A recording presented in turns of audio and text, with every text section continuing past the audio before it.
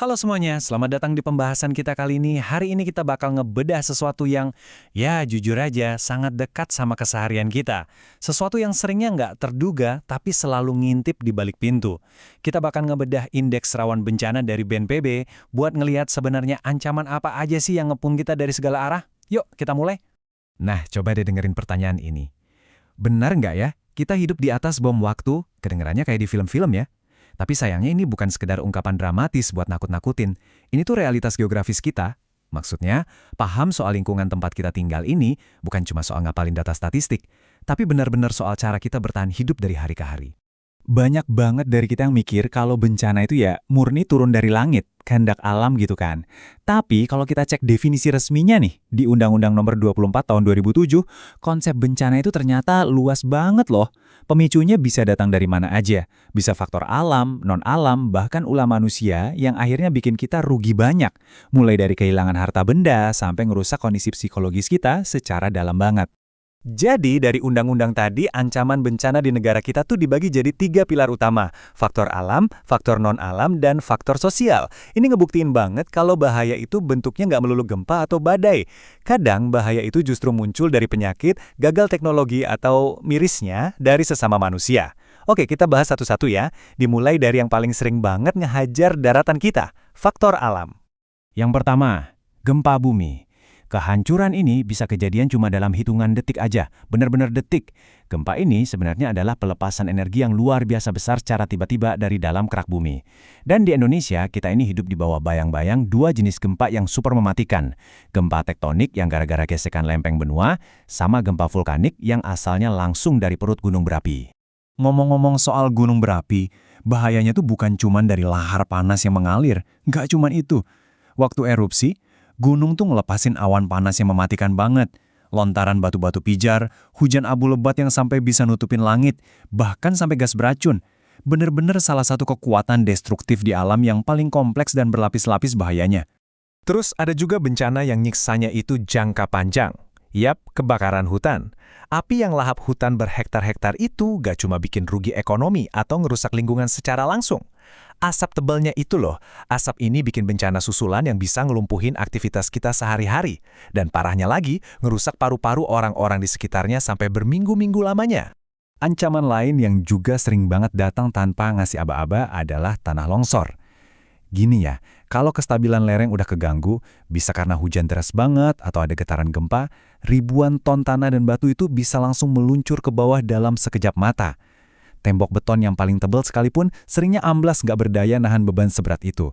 Semua yang ada di jalurnya pasti terkubur. Nah, ini juga penting banget. Kita harus bisa ngebedain dua jenis banjir. Banjir genangan biasa itu naiknya pelan-pelan. Pas curah hujan udah nggak bisa ditampung lagi sama selokan atau sungai perkotaan. Tapi, banjir bandang itu monster yang beda level.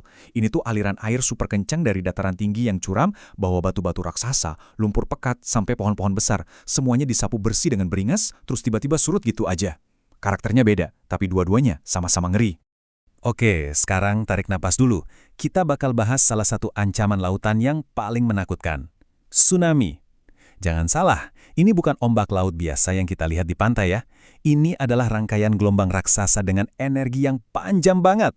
Pemicunya, ada perpindahan massa air laut yang luar biasa masif di bawah sana. Entah karena gempa tektonik, longsor bawah laut, atau letusan gunung berapi di bawah samudra. Dan kalau udah menghentam daratan, ya beginilah hasilnya. Mengerikan banget kan? Bayangin aja, satu kawasan pesisir itu bisa langsung hilang eksistensinya gitu aja. Tsunami ini nyapu bersih daratan tanpa ampun, nyisain tingkat kehancuran yang total banget, sampai kadang otak kita susah buat nyerna apa yang baru aja terjadi. Oke, dari darat dan laut, kita naik ke atas ngeliatin ancaman meteorologi dari langit. Coba bayangin, ada angin topan yang kecepatannya tembus 120 km per jam. Siklon tropis yang terbentuk di lautan kita tuh bisa bikin ombak pasang raksasa yang gampang banget nelen kapal kargo, sekaligus ngehajar pesisir kita pakai angin kencang dan hujan ekstrim yang kayak nggak ada berhentinya. Tapi ingat, nggak semua bencana itu datang tiba-tiba. Ada juga loh yang geraknya pelan-pelan, tapi secara sistemik ngancurin garis pantai kita. Contohnya abrasi. Ini tuh pengikisan bibir pantai yang ironisnya malah makin cepat gara-gara campur tangan kita sendiri yang rusak ekosistem laut. Terus, ada juga banjir rob. Ini murni gara-gara gaya tarik gravitasi bulan dan matahari yang bikin air laut tumpah merendam daratan dan area pelabuhan kita.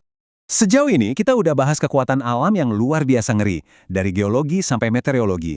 Tapi tunggu dulu, lanskap ancaman kita nggak berhenti di alam aja. Aturan kebencanaan kita tuh pintar banget. Mereka masukin juga ancaman yang lahir dari unsur biologi dan rumitnya kehidupan masyarakat manusia itu sendiri. Yuk kita masuk ke dimensi ancaman yang kerusakannya juga nggak main-main ini.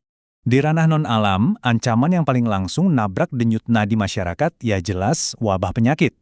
Kalau ada penyakit menular yang nyebarnya nggak wajar, itu udah jadi malapetaka. Kita udah akrab banget kan sama yang namanya wabah demam berdarah atau DDD tiap tahunnya. Dan pastinya, memori kita masih seger banget soal gimana dunia sempat lumpuh total gara-gara pandemi COVID-19 kemarin. Benar-benar kerasa kan dampaknya? Selanjutnya, ada kategori bencana sosial. Dokumen ini ngingetin kalau konflik atau kerusuhan itu adalah gerakan massal yang benar-benar bisa ngancurin tatanan sosial kita. Pemicunya sering banget berawal dari kecemburuan sosial, perbedaan budaya, atau masalah ekonomi, yang meledak jadi bentrok antar kelompok. Tragedi pahit kayak konflik Poso dan kerusuhan Mei 98 itu jadi pengingat yang miris banget. Betapa rapuh dan hancurnya negara kalau sampai terjadi konflik horizontal. Bencana sosial lainnya yang daya rusak psikologisnya itu tinggi banget adalah aksi teror. Ini beda ya, ini adalah penggunaan kekerasan yang udah direncanakan matang-matang. Tujuannya buat apa? Ya buat nyiptain ketakutan massal yang mencekam dan ngancurin fasilitas publik. Dan yang paling bikin sedih, kejadian kayak gini selalu nyisain luka dalam dan makan korban masyarakat sipil yang sama sekali nggak bersalah. Nah, setelah ngelihat spektrum ancaman yang panjang banget tadi, dari gunung meletus, banjir bandang, sampai konflik sosial, pasti di kepala kalian muncul satu pertanyaan besar. Mengapa harus kita? Kenapa sih Indonesia ini seolah-olah jadi epicentrum yang narik hampir semua daftar bencana tadi? Jawaban pertamanya ada di angka ini, 3. Posisi negara kita ini emang ekstrim banget. Indonesia itu duduk persis di titik tabrakan 3 lempeng tektonik raksasa di bumi. Lempeng Indo-Australia, Eurasia, dan Pasifik. Gesekan konstan dari ketiganya ini yang ngejamin kalau tanah yang kita injak ini bakal selalu bergetar. Jawaban keduanya ada di persentase ini, 13%. Percaya nggak percaya, sekitar 13% dari seluruh gunung berapi yang ada di bumi ini ngumpulnya di dalam kepulauan Indonesia. Ratusan pabrik magma aktif ini kapan aja bisa meletus dengan kekuatan yang nggak cuma ngancurin area lokal, tapi juga berpotensi kerasa sampai ke tingkat global. Kalau semua elemen geografi tadi disatuin, kita tuh punya apa yang bisa dibilang sebagai resep sempurna buat sebuah bencana. Secara iklim, lokasi kita yang di tropis ini ngundang badai ekstrim. Curah hujan yang super lebat, terus-terusan ngehajar perbukitan, memicu longsor dan banjir. Ditambah lagi, kita punya salah satu garis pantai terpanjang di dunia, yang ibaratnya jadi pintu terbuka lebar tanpa penjaga buat masuknya tsunami, abrasi, dan badai lautan. Gini ya, kita jelas nggak mungkin mindahin negara ini dari atas tumbukan lempeng tektonik. Kita juga nggak bisa sekedar pencet tombol buat matiin gunung-gunung berapi itu. Tapi, sadar dan paham betul soal lanskap ancaman di sekitar kita adalah fondasi mutlak buat bertahan hidup. Kesiapsiagaan kita itu seringkali jadi satu-satunya pembatas yang sangat tipis antara keselamatan dan kehancuran. Pertanyaannya buat kita semua sekarang, kalau besok bom waktu itu meledak, udah seberapa siapkah Anda? Terima kasih udah ngikutin penjelasan ini, tetap waspada dan sampai jumpa.